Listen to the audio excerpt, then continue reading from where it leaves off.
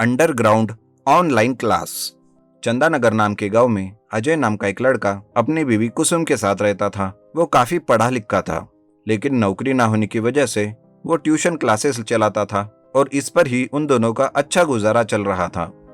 ऐसे में एक दिन कुसुम उससे कहती है, अजी सुनो, कल से पूरे देश में 1 महीने का लॉकडाउन हो रहा है।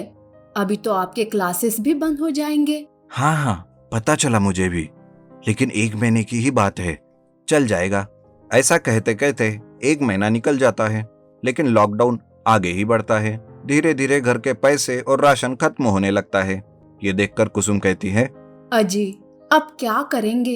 1 महीना कहते कहते लॉकडाउन तो बढ़ता ही जा रहा है। अब तो घर का राशन सब खत्म हो गया है। हमें कुछ तो करना पड़ेगा।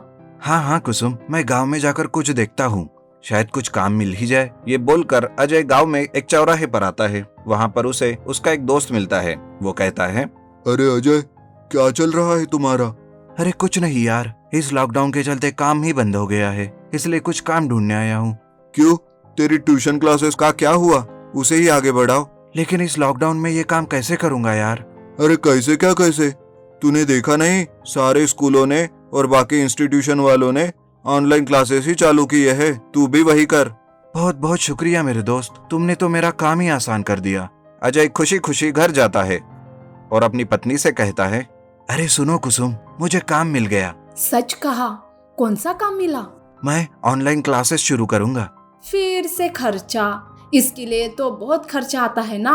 लैपटॉप, इंटरनेट, इसके लिए कहाँ से आएगा पैसा? अरे रुक रुक मेरी तूफान मेल, मैंने सारा इंतजाम पहले ही कर दिया है। वो देखो, सामने जो पुराना घर है, उस घर के नीचे से अंडरग्राउंड इंटरनेट का केबल गया है। मैं उस घर में जाकर एक अंडरग्राउंड कमरा बनाता हूँ और वहीं से ऑनलाइन क्लासेस शुरू करता हूँ। ये बताकर अजय उस पुराने घर में जाकर इंटरनेट केबल खोजता है और जहाँ से वो केबल गया है उसके नीचे एक अंडरग्राउंड कमरा बनाता है और उस केबल को अपने लैपटॉप से जोड़कर ऑनलाइन क्लासेस शुरू करता है। सब ठीक से चलता रहता है कि तभी एक दिन उस घर के आगे से एक आदमी जाता रहता है। तभी उसे कुछ आवाजें सुनाई देती है। अरे तुम इधर ध्यान दो, वरना मार खाओगे, तुम्हें मैं फेल कर दूंगा। वो आदमी ये सुनकर सोचता है कि उस घर में कोई भूत है। वो डर कर वहां से भाग जाता है और गांव में सबको बता देता है, लेकिन उसका कोई यकीन नहीं करता। फिर एक दिन गांव के सरपंच उसी पुराने घर के सामने से जाते रहते हैं। तभी उन्हें फिर से एक आवाज सुनाई देती है। क्या नाम है तुम्हारा? जरा ठीक से बताओ, यहाँ सिग्नल जरा कम है। सरपंच को लगता है कि उसी से ये पूछा गया है। वो डर जाता है और कहता है, मेरा नाम गिरधारी है। इस वक्त कहाँ से आ रहे हो? जी बाजार से। ये क्या वक्त है बाजार जाने का? मैं इसी वक्त ही बाजार जाता हूँ जी। बदतमीज, ऐसे जवाब दोगे तुम? तुम्हें तो सबक सिखाना ही पड़ेगा। अरे बाप रे, भूत भूत, अरे भागो भागो। सरपंच डर के मारे वहां से भाग जाता है। इधर कुसुम उसकी आवाज सुनकर घर से बाहर आती है तो सरपंच को भागते हुए देखती है। उस आवाज से अजय भी अंडरग्राउंड से बाहर आता है और कुसुम से पूछता है, अरे कुसुम, क्या हुआ? पता नहीं जी, गांव के सरपंच जी डर के मारे भाग गए, जैसे कि उन्होंने कोई भूत देख लिया हो। दूसरे दिन सरपंच जी बीमार पड़ते हैं और सब उस पुराने घर के पास आकर जमा होते हैं।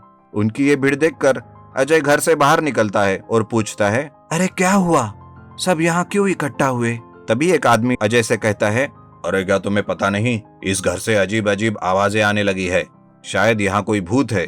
अरे ये क्या बात कर रहे हैं आप? ऐसी तो कोई बात नहीं। तुम चुप रहो, तुम्हारे कहने से कुछ नहीं होगा। अभी थोड़ी देर में पुलिस आने वाली है, वही छानबीन करेगी। थोड़ी देर में वहाँ पुलिस आती है और उस पुराने घर में तलाशी लेने लगती है। वो देखते हैं कि वहाँ पर एक अंडरग्राउंड कमरे में एक लैपटॉप लेकर कोई बैठता है। अजय वहाँ आकर उनसे कहता है कि वो ही वहाँ पर बैठता है और ऑनलाइन क्लास लेता है। ये देखकर सब हंसने लगते हैं और जाकर सरपंच को बताते हैं। ये बात सुनकर सरपंच भी ठीक हो जाता है और वो भी हंसने लगता है। Underground swimming pool. मिर्जापुर में एक नवाब रहते थे जिनका एक बेटा था। उसका नाम नवाब शाह था। नवाब शाह एक कुशल तैराक था। गांव में जब भी कोई स्विमिंग की प्रतियोगिता रहती, नवाब शाह ही उसमें जीतता था। ये देखकर कुछ सालों से स्विमिंग प्रतियोगिता में कोई भाग लेने से कतराता था। सबका कहना था कि कितनी भी कोशिश करो, नवाब शाह ही जीतता था। फिर प्रतियोगिता में भाग लेकर क्या करना। इस वजह से खुद मिर्जापुर के नवाब ने इस साल एक स्विमिंग प्रतियोगिता रखी, जिसमें उन्होंने 50 लाख रुपए का इनाम रखा और गांव में ढिंडोरा पिटवा दिया। सुनो सुनो सुनो गाँव वालों, पहली बार मिर्जापुर में ऐसी स्विमिंग प्रतियोगिता जिसमें जीतने पर आपको मिलेंगे 50 लाख का इनाम। जल्दी करो, आवेदन करके अपनी जगह पक्की कर लो। गांव में ये खबर आग की तरह फैल जाती है। हर कोई इस प्रतियोगिता के बारे में ही बात करता रहता है। गांव में एक राधे नाम का लड़का होता है। ये खबर सुनकर वो भी इस प्रतियोगिता में भाग लेने की सोचता है। अगर ये प्रतियोगिता मैं जीत गया तो मैं अच्छे से अपनी जिंदगी बिता पाऊंगा। ये सोचकर राधे दिन रात गांव के तालाब में स्विमिंग का अभ्यास करने लगता है और उसके जैसे बाकी गांव के लड़के भी अभ्यास करने लगते हैं। एक दिन ये सब नवाब शाह देखता है और कोई जितना नहीं चाहिए इसलिए एक प्लान बनाता है और जाकर अपने पिताजी से कहता है, पिताजी, आपने जब से 50 लाख का इनाम रखने की घोषणा कर दी तब से गांव के सभी लड़के जमकर अभ्यास कर रहे हैं। क्या कहा? ऐसे अभ्यास करके अगर कोई दूसरा जीत गया तो हमारा 50 लाख का नुकसान हो जाएगा बेटा। इसलिए कहता हूँ कि कुछ करो पिताजी।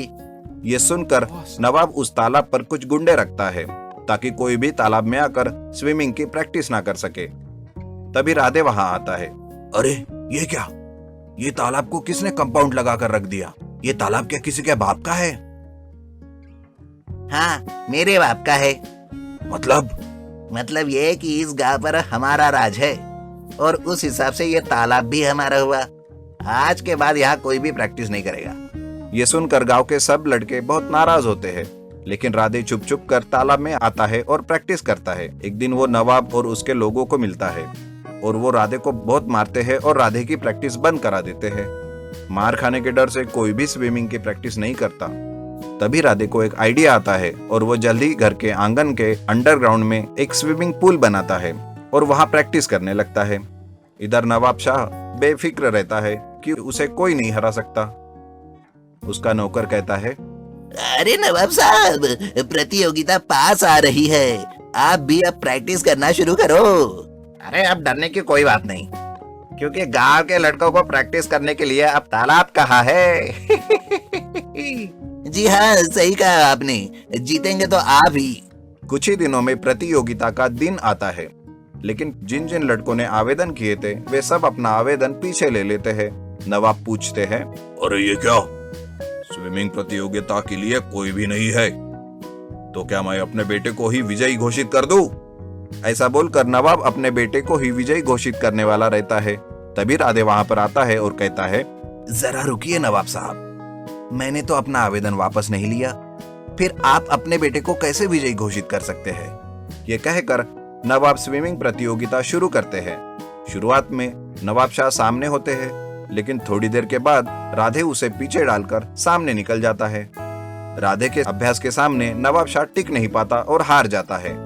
नवाब शाह राधे को 50 लाख का इनाम देते हुए पूछते हैं, अरे राधे बेटा, गांव का तालाब तो हमारे कब्जे में है, फिर तुमने स्विमिंग की प्रैक्टिस कहाँ की? इसके जवाब के लिए आप सभी को मेरे साथ आना पड़ेगा नवाब साहब। राधे सबको अपने घर लेकर जाता है और घर के कमरे से एक दरवाजा खोलता है जो आंगन में बने हुए अंडरग्राउंड में जाता है। सब राधे के साथ नीचे आते हैं और देखते हैं कि वहां पर एक स्विमिंग पूल है। ये देखिए नवाब साहब, ये अंडरग्राउंड स्विमिंग पूल मैंने खुद तैयार किया है और यहीं पर मैंने प्रैक्टिस की है। ये देखकर गांव के नवाब और बाकी लोग राधे की बहुत तारीफ करते हैं और राधे इनाम की राशि से अपना जीवन बेहतर बनाता है।